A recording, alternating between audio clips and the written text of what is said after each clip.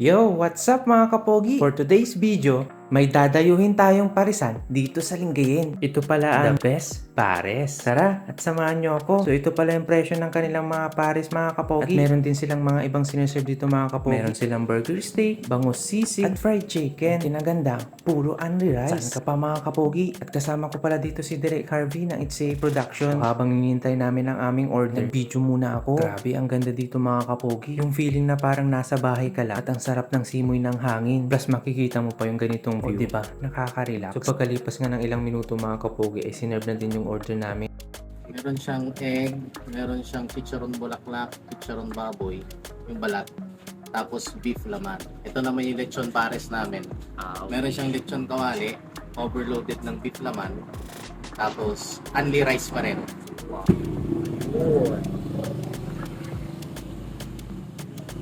Yan, sakto para sa tagulan.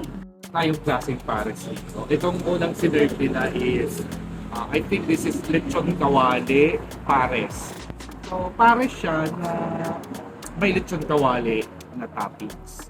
And the other side naman, this is what you call special. I mean, overload. Overload and special siya kasi may itlog. We all know naman lahat ng itlog. Lahat ng may itlog, special yan. Diba, Rain? Yes naman. Pero unahin natin kainin yung itlog. Ito na lang muna itong lechon kawali.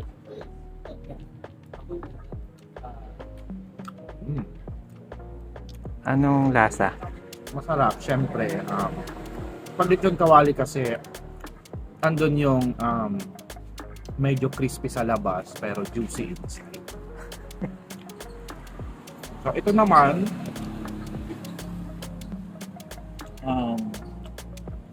paras naman yung lasa ng sabaw, syempre paras na pares yan.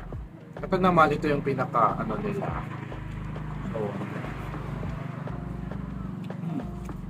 hindi siya yung pares na sobrang tamis, hindi rin siya yung pares na sobrang alat. Kumbaga balance lang talaga yung lasa niya. At ang pinaka-special dito, syempre yung itlog, di ko nasasabihin yung lasa. Alam niyo naman na yung lasa ng itlog, di ba? So, yan. Kain tayo. Ayun, pagkatapos ng direct, syempre titikman din natin yan. So, ito nga yung lechon kawali nga nila, di ba, na pares. So,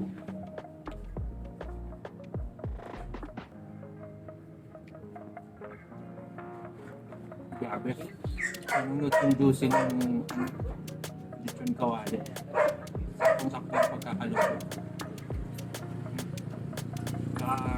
Gagawin natin yung overload nila.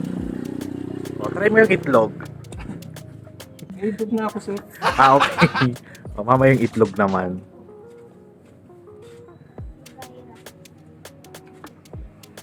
Grabe. Ating sarap. Sarap. So sa mga naghahanap ng parisan dyan, dito ka na sa The Best Pares. Recommended ko to mga kapogi. Only rice na nga, only sabaw pa. Ay balbalin mo niya. Lalo lang nung mamaw ka.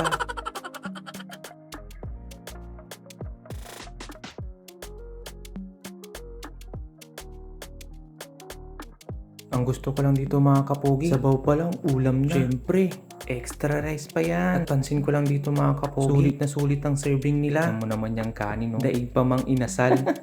So ano pang ginagawa mo mga kapogi? Ay pasyalan mo na tong parisan na to. Dito lang yan sa Libsong East, Lingayen Baywalk. Malapit lang sa La Rosita. Sa sobrang sarap mga kapogi, si Direk napa-take out pa. At syempre, nagpa-shoutout na din tayo sa may-ari. So ayun, hello, good evening mga kapares. Nandito tayo ngayon sa Libsong East Bay. Kasama ko ngayon ang ating kagalang-galang na director ng HCA Production, si Derek Harvey, ang ating classmate ng elementary.